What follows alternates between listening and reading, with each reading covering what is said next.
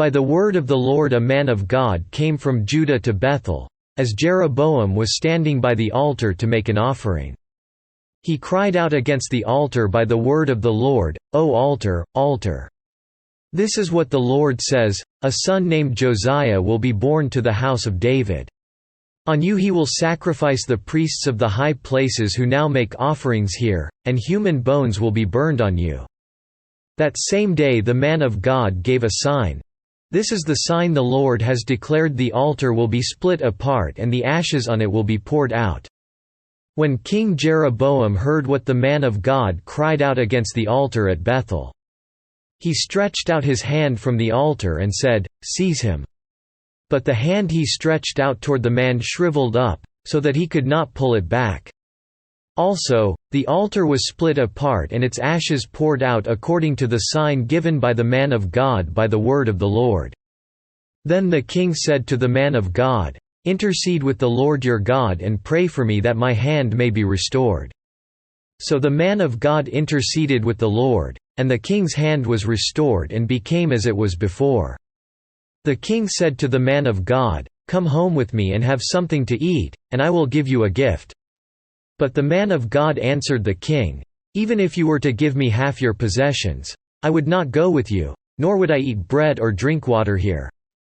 For I was commanded by the word of the Lord, you must not eat bread or drink water or return by the way you came." So he took another road and did not return by the way he had come to Bethel.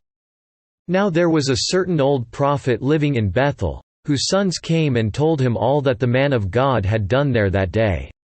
They also told their father what he had said to the king. Their father asked them, "Which way did he go?" And his sons showed him which road the man of God from Judah had taken. So he said to his sons, "Saddle the donkey for me." And when they had saddled the donkey for him, he mounted it and rode after the man of God. He found him sitting under an oak tree and asked, "Are you the man of God who came from Judah?" "I am," he replied. So the prophet said to him, "Come home with me and eat." The man of God said, "I cannot turn back and go with you, nor can I eat bread or drink water with you in this place. I have been told by the word of the Lord, you must not eat bread or drink water there or return by the way you came."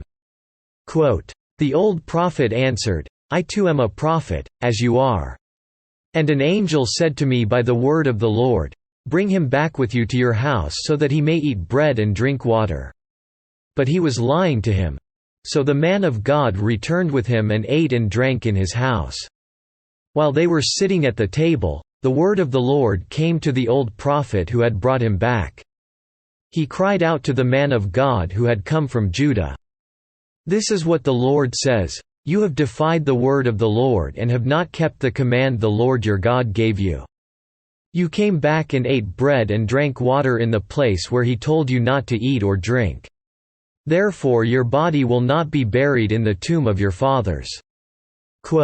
When the man of God had finished eating and drinking, the prophet who had brought him back saddled his donkey for him. As he went on his way, a lion met him on the road and killed him. And his body was thrown down on the road, with both the donkey and the lion standing beside it. Some people who passed by saw the body thrown down there, with the lion standing beside the body. And they went and reported it in the city where the old prophet lived. When the prophet who had brought him back from his journey heard of it, he said, "It is the man of God who defied the word of the Lord. The Lord has given him over to the lion, which has mauled him and killed him, as the word of the Lord had warned him." The prophet said to his sons, "Saddle the donkey for me," and they did so. Then he went out and found the body thrown down on the road, with the donkey and the lion standing beside it. The lion had neither eaten the body nor mauled the donkey. So the prophet picked up the body of the man of God, laid it on the donkey, and brought it back to his own city to mourn for him and bury him. Then he laid the body in his own tomb, and they mourned over him and said, "Oh, my brother." After burying him, he said to his sons, "When I die, bury me in the grave where the man of God is buried, lay my bones beside his bones." For the message he declared by the word of the Lord against the altar in Bethel. And against all the shrines on the high places in the towns of Samaria will certainly come true." Even after this, Jeroboam did not change his evil ways, but once more appointed priests for the high places from all sorts of people.